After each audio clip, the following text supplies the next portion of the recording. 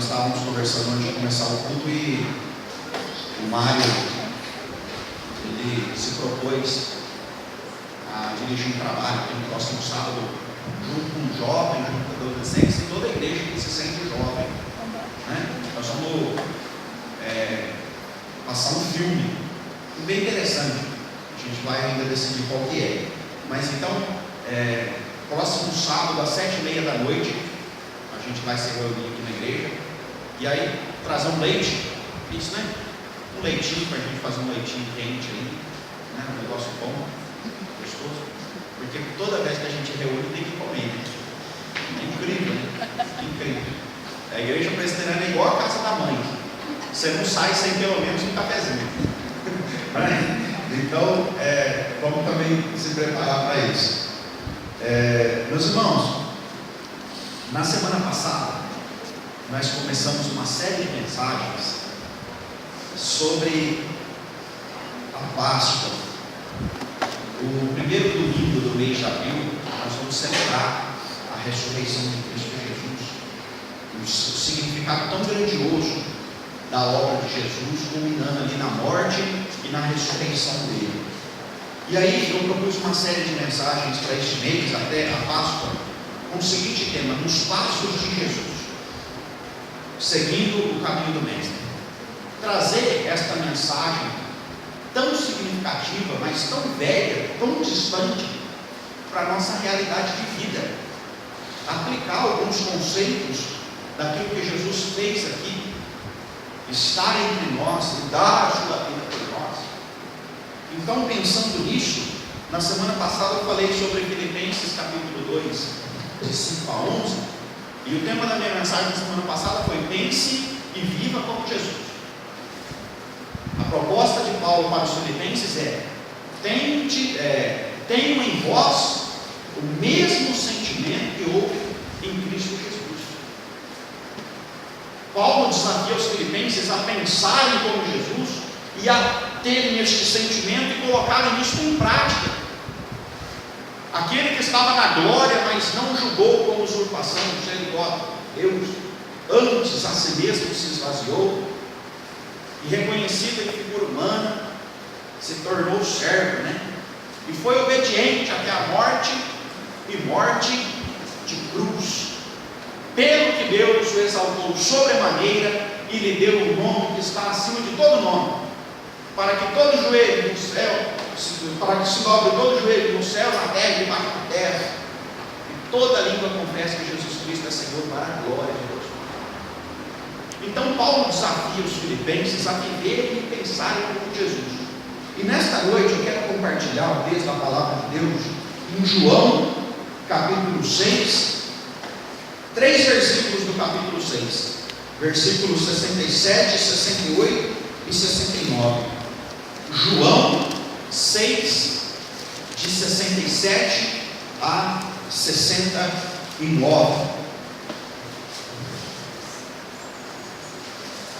João 6, de 67 a 69, diz assim: Então perguntou Jesus aos 12: Porventura quereis também vós outros retirar-vos? Respondeu-lhe Simão Pedro: Senhor, para quem iremos? Tu tens as palavras da vida eterna, e nós temos crido e conhecido que tu és o Santo de Deus. Irmãos, qual é o contexto desta palavra? O capítulo 6 de João fala sobre a multiplicação dos pães. Volte a sua Bíblia lá no versículo 1 e fala que Jesus atravessou o mar da Galileia e depois uma numerosa multidão o seguia. Começou a ficar tarde, ele subiu ao monte, era próximo da Páscoa, então ele viu os olhos e disse para Felipe: onde nós vamos comprar pães e dar para a multidão comer? Eles ficaram tentando decifrar quanto que eles precisavam de dinheiro para comprar os pães. sabiam que não iam encontrar isso em nenhum lugar. E Jesus então fala assim: juntem aí do povo algo para que a gente coma. E é incrível, gente, que quem está perto de Jesus não quer dar para ele aquilo que tem, porque duvido que não tinha mais do que 5 pães e 2 peixinhos. Gente, o povo que saiu de casa não levou nada. Será? Quando você sai de casa para fazer uma viagem de 2, 3 dias, você tem que levar alguma coisa para você comer. Naquela época não tinha graal. Naquela época não tinha o posto Ipiranga, que tem tudo. E só conseguiram arrancar de um menino que generosamente ofertou 5 pães e 2 peixinhos. Ele fez uma grande multiplicação a ponto de comerem e sobrarem 12 cestos cheios de pães. É incrível que quem vem para Jesus, mesmo se resguardando e se limitando, recebe tanta bênção dele que até sobra. Eu tenho certeza que teve gente que naquele dia comeu pão como nunca tinha comido na vida. Gente, aqui era uma comunidade pobre, uma comunidade de gente que tinha pouco, desprovidos, e comeram e se fartaram. O problema, meus irmãos, é que depois disso Jesus Cristo se retirou. Diz o texto que ele andou sobre as águas, e Pedro ali junto com os discípulos tiveram medo. Eles acharam que era alguma assombração, alguma coisa terrível que estava acontecendo ali. E quando Jesus chega do outro lado, a multidão sai e continua indo atrás dele. O capítulo 6 vai tratar desta questão. E quando o povo chega novamente para Jesus, Jesus Cristo desafia aquele povo a olhar mais do que o pão que enche a barriga. E Jesus Cristo fala para o povo: eu sou o pão da vida, pão dado dos céus. Jesus é o maná de Deus para a humanidade, é o pão que desceu do céu. O problema é que no meio dessa história, meus irmãos, houve um conflito. Muita gente se chega para Jesus, deseja estar perto de Jesus, quer andar com ele, mas pelos motivos errados. Um grupo de pessoas começou a murmurar, alguns religiosos começou a falar assim: quem é esse que fala que é um pão que desceu do céu? E começou a haver algum conflito, porque ao mesmo tempo Jesus desafia eles falando assim: na verdade o que vocês querem é pão para encher a barriga. Muitos de vocês só se satisfazem com isso. E no meio desse conflito aí, gente, muitos discípulos se escandalizaram. O versículo 60 vai falar isso. Muitos dos seus discípulos, ouvindo tais palavras, disseram: duro é esse discurso, quem o pode ouvir? O que é que Jesus Cristo está falando? Gente, ele fala assim: quem comer da minha carne e beber do meu sangue permanece em mim e eu nele. Jesus Cristo, o trabalho de Jesus Cristo com o povo que estava ao seu redor era mostrar para eles que existia uma relação espiritual. Deus queria dar alguma coisa muito maior do que só bênçãos materiais. E Jesus Cristo se coloca na centralidade deste relacionamento com Deus. Vocês devem comer a minha carne e beber o meu sangue. Gente, só quem nasceu de novo consegue decifrar as coisas espirituais. Jesus Cristo está já antevendo a sua morte e o relacionamento que ele teria até a sua volta com a igreja, que é no partir do pão e no beber do cálice. E nesta noite, meus irmãos, eu quero falar com os irmãos. Às vezes nós estamos estamos dentro da igreja, mas nós não estamos conseguindo experimentar essas coisas espirituais vindo da parte de Deus.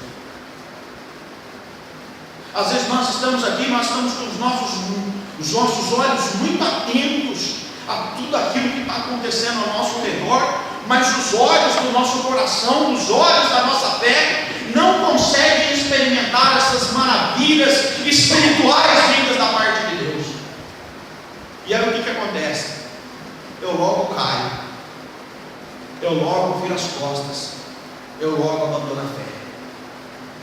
Eu quero falar nesta noite com os irmãos, nesta segunda mensagem da minha série, Nos Passos de Jesus, sobre o seguinte tema: sempre com Ele. Sempre com Ele. É esse o desafio que eu quero propor para você aqui nesta noite. Já chegou o tempo do povo de Deus firmar suas raízes em Jesus e jamais deixá-lo. Já chegou o tempo em que o povo de Deus sinta-se alimentado e fortalecido não só pelo pão que enche a nossa vida, mas pelo pão que vem do céu, a tal ponto de nos satisfazer para toda a vida. Já chegou o ponto de nós vivermos o equilíbrio, maturidade espiritual, e de não sermos levados para um lado e para o outro, não sermos jogados para um lado e para o outro, não sermos aquele crente que no domingo ele sai daqui, o maior crente, ele sai daqui quase que voando, levitando, e na segunda-feira ele já perdeu toda a motivação. Meus irmãos, o caminho de Jesus é um caminho longo, é um caminho árduo, é um caminho para toda a nossa vida.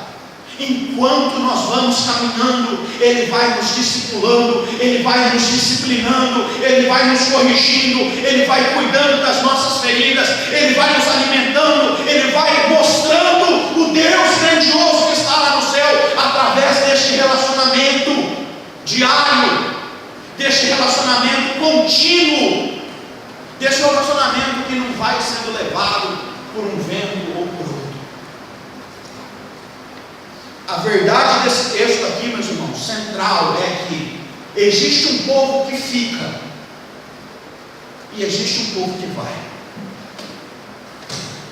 Tem um povo que está sempre com Jesus e tem um povo que aparece de vez em quando tem alguma novidade. Primeira coisa que eu quero falar aqui: Jesus não quer uma multidão descompromissada.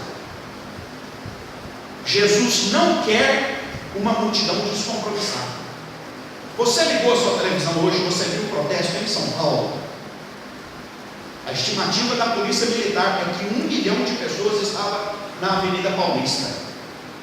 É gente demais. É mais ou menos juntar aqui Americana, Santa Bárbara do Oeste, Sumaré, Nova Odessa e Hortolândia. Deve dar mais ou menos 1 milhão de pessoas. Imagine todo mundo sair de casa e ir para a Avenida Paulista. É mais ou menos isso aqui, gente. É muita gente. O protesto que nós estamos vivendo hoje no Brasil é contra a nossa presidente Dilma e contra o seu partido PT. Isso está bem claro. Só que o governo, um dos ministros ia dar uma entrevista coletiva às 6:30 da tarde. Eu não ouvi o que ele falou. Mas uma nota que saiu durante o dia do governo é que eles não davam muito valor para a multidão de pessoas que estava na Avenida Paulista, porque era um protesto sem lideranças e sem reivindicações. Era um protesto desorganizado e descompromissado.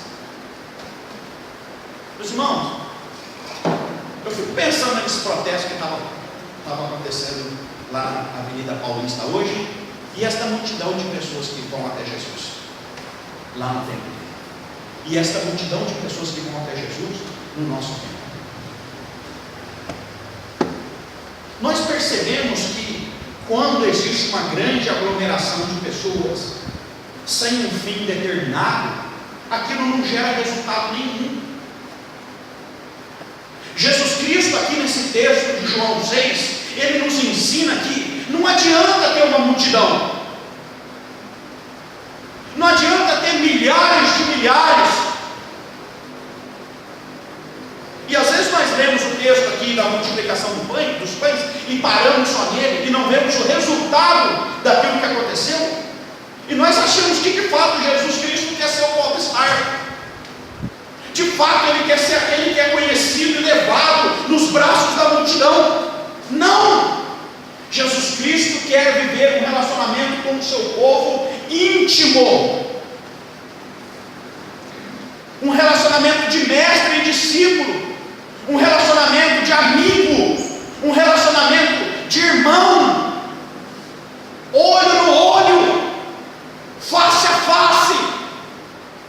Jesus Cristo quer viver um relacionamento com a igreja, não de abarrotar igrejas de pessoas descompromissadas, mas em meio à caminhada da fé, se relacionar com cada um de nós, em todas as áreas da nossa vida.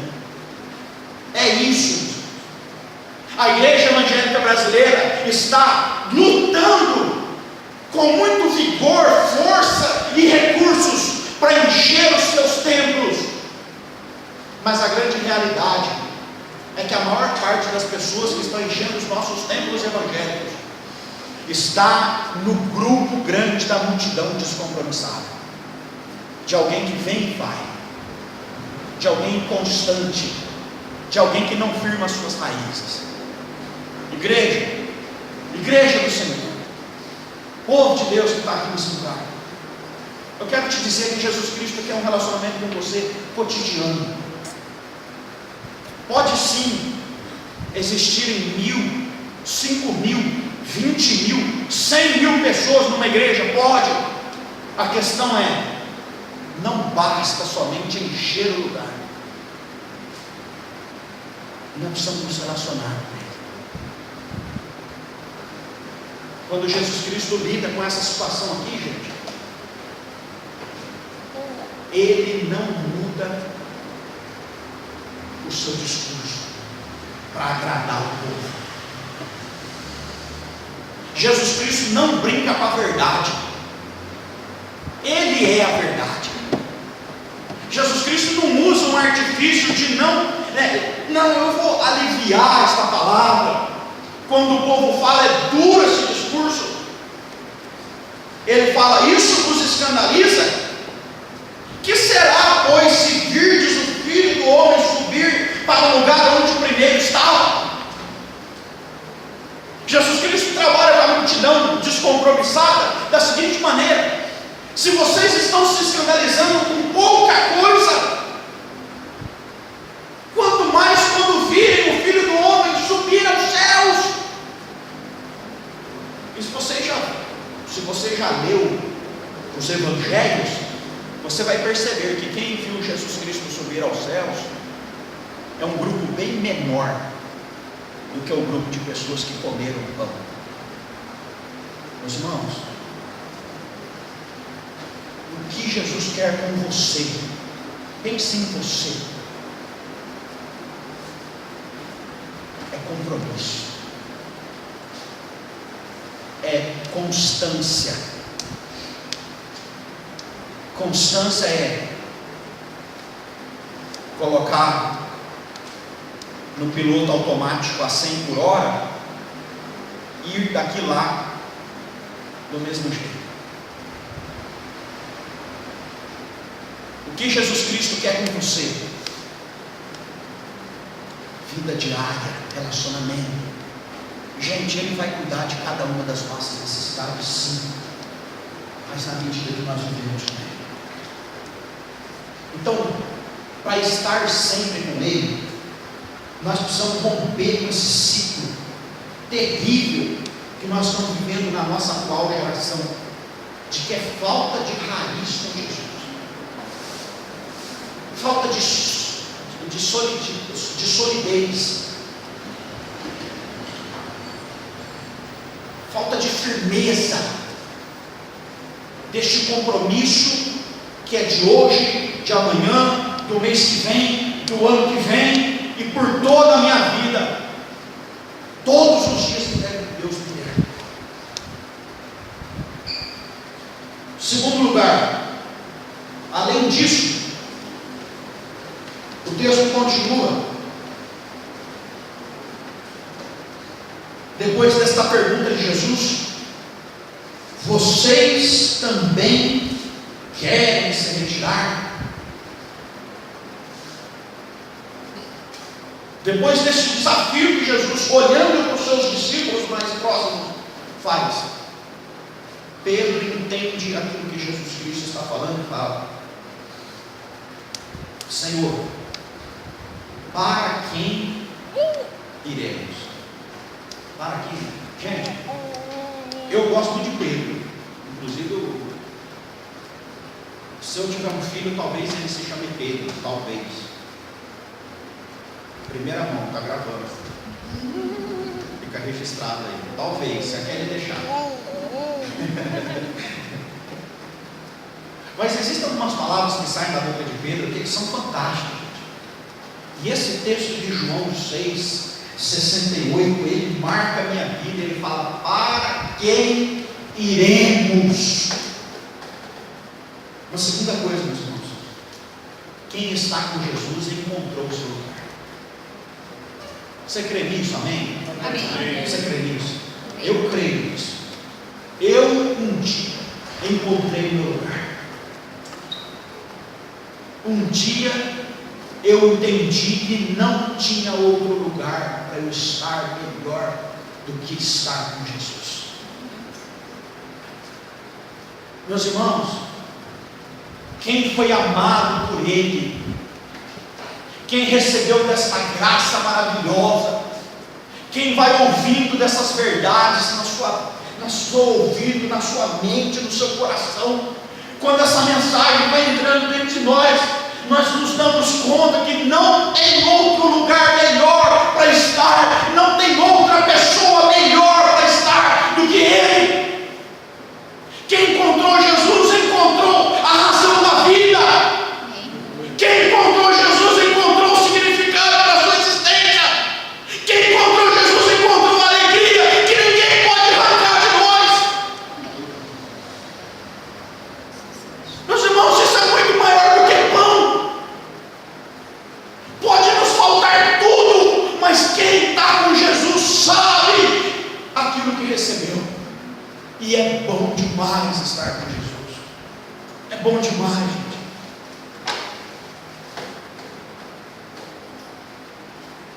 Pedro ousa falar: para onde iremos, Senhor? Para quem? Ele vai além, ele fala assim: você é a pessoa que nos traz alegria. Não existe nenhum outro. Nós não vamos atrás de outro mestre. Nós não vamos atrás de outro que faz milagres. Nós não vamos atrás de outro que faça alguma coisa. Nós queremos você, Jesus. Meu irmão, nos passos de Jesus é que nós vamos seguindo a nossa vida. No caminho que Jesus nos colocou é que nós vamos sendo cuidados por Ele. Na igreja que Ele nos abençoou para comungarmos é que nós vamos recebendo a palavra, que nós vamos recebendo a orientação, que nós vamos vivendo uns com os outros, abençoando e sendo abençoados, servindo e sendo servidos, amando e sendo amados. Jesus preparou a sua igreja para o seu povo. Jesus preparou essa comunhão, esse lugar da comunidade. E a igreja, diz as Escrituras, que é o corpo de Cristo. A igreja é o lugar do relacionamento com Ele. E nesta comunidade, que aqui era uma comunidade de discípulos e que hoje se tornou uma comunidade de irmãos, a igreja, o corpo de Cristo, é que nós temos esta ligação que nós não queremos perder. Nós não queremos perder. Meus queridos, Quanta coisa boa nós já recebemos em Jesus. A maior de todas, um dia nós entendemos que existe um lugar lá. A grande bênção de um dia nós termos sido conquistados por este amor através da cruz. E hoje, o grande privilégio de participarmos deste povo. Gente, Pedro poderia ter sido esquecido na história, assim como muitos outros que viraram as costas, mas ele simplesmente quis viver a sua vida com Jesus, e é isso que Jesus quer de você. É isso, um coração apaixonado por Ele, um coração maravilhado por Ele. Se existe alguma coisa de bom na sua vida, você deve relacionar isso a Jesus. Esta vida que é chamada de louca, conforme o padrão do mundo, é a melhor vida que nós podemos ter aqui na terra. Eu dou graças a Deus porque Ele me deu essa vida. Não tem outro lugar para eu ir. Eu quero te dizer, não tem outro lugar para você ir. Não tem outra pessoa para você encontrar. Não tem outro ensino para você receber. Não tem outra graça para você receber que não seja, que seja maior, que seja melhor, que seja mais significativa na sua vida. Eu quero te dizer, a melhor graça já te foi dada, que é a vida de Jesus Cristo para você. A melhor bênção já foi te dada, que é você ser chamado filho de Deus. O melhor lugar já foi te dado, que é saber que você vai fazer parte daquele grupo de salvos, lavados, comprados pelo sangue do Cordeiro de Jesus. Glória a Deus. Amém. Glória a Deus. Para quem iremos? Para quem iremos? Na sua vida, meu irmão e minha irmã, eu te desafio no nome de Jesus, a em todas as circunstâncias da sua vida que você se sentir em conflito, em dificuldade, existirem dois caminhos, siga o caminho do Mestre. Você sabe que vale a pena. Terceiro, Ele não quer uma multidão descompromissada. Quem está com Jesus já encontrou o seu lugar. E quem já encontrou o seu lugar tem recebido bênçãos do Santo de Deus que nos conduz ao Pai. Quando Pedro fala isso, ele fala assim: Senhor, para quem iremos? Tu tens as palavras da vida eterna, e nós temos crido e conhecido que Tu és o Santo de Deus. Irmãos, quem está em Jesus, e quem está no passo de Jesus, quem está na caminhada com Ele, percebe coisas significativas na sua vida, vai sendo agraciado com ensinos que transformam a realidade do seu ser. Gente, Pedro não escolhe Jesus por acaso, e eu sei que na sua vida também não foi por acaso. Eu me lembro que um dia chegou uma irmã na igreja, uma senhora muito maior que eu, e quando ela ia no culto com um salto maior ainda, eu cumprimentava ela quase que assim. Ela pisou na igreja e após o culto eu fui cumprimentar ela e perguntei para ela: prazer, você já congrega em algum lugar? Não, primeira vez que eu piso numa igreja presbiteriana. Eu já fui algumas vezes na igreja do meu filho, ele é quadrangular, mas eu não gosto de lá porque lá é muito bagunça.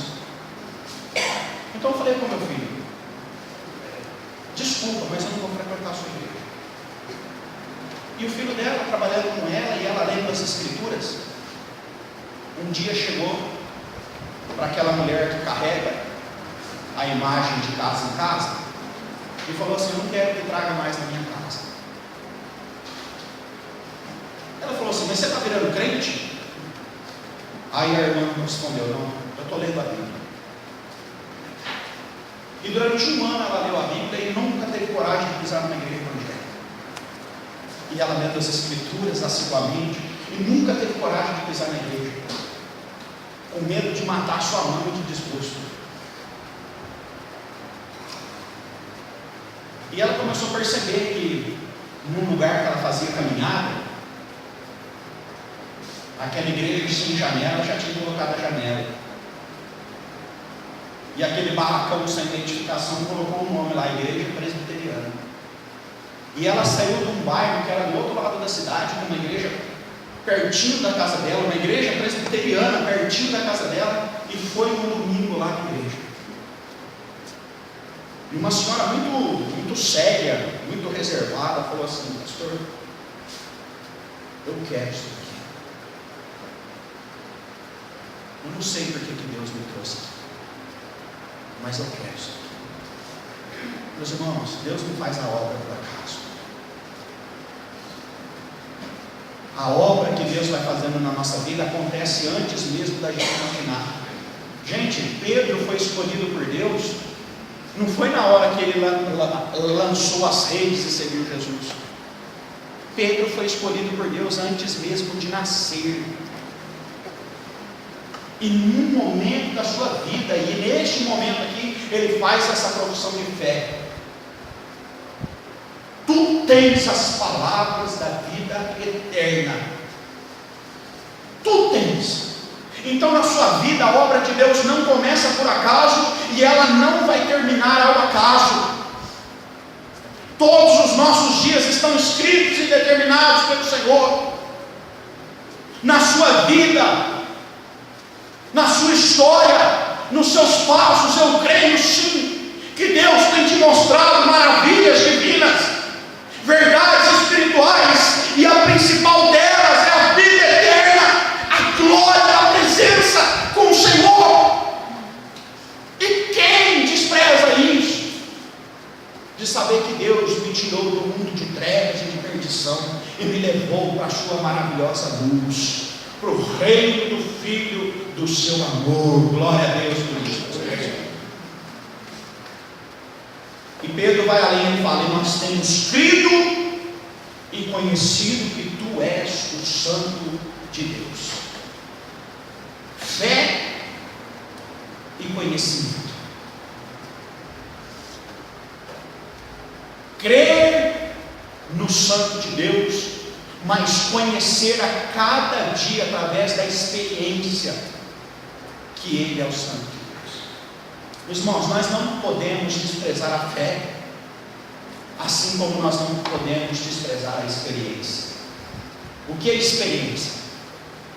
É este conhecimento de vida. É isso que traz a maturidade para a caminhada. E é isso que pode mudar a sua vida. Ou é isso que pode continuar conduzindo a sua vida no caminho de Jesus. Fé, crer com todas as suas forças que Ele é o enviado de Deus para você. E experiência, conhecimento, não só conhecimento daqui, gente, conhecimento de tudo isso, de todo o meu ser, viver esta experiência gloriosa, crendo e experimentando que Ele é o Santo de Deus. Amém. Amém. Glória a Deus por isso. Amém. Eu quero encerrar minha palavra desafiando para você, desafiando você. Você quer estar sempre com Jesus? A hora é agora. Eu estava numa cidade chamada Garangal, no Sergipe, e eu com um grupo de mais 7 seminaristas fomos para lá para evangelizar. Tinha um jovem sentado no banco da praça, que a gente já tinha se comunicado com ele num jogo de futebol no dia anterior.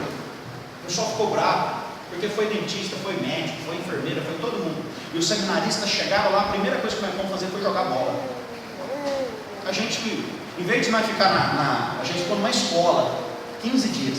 Em vez da gente ficar na escola preparando as coisas, a gente foi se enturmar com o povo. E aí a gente viu que tinha uma aglomeração de jovens jogando bola, a gente foi lá jogar bola. E conhecemos este menino.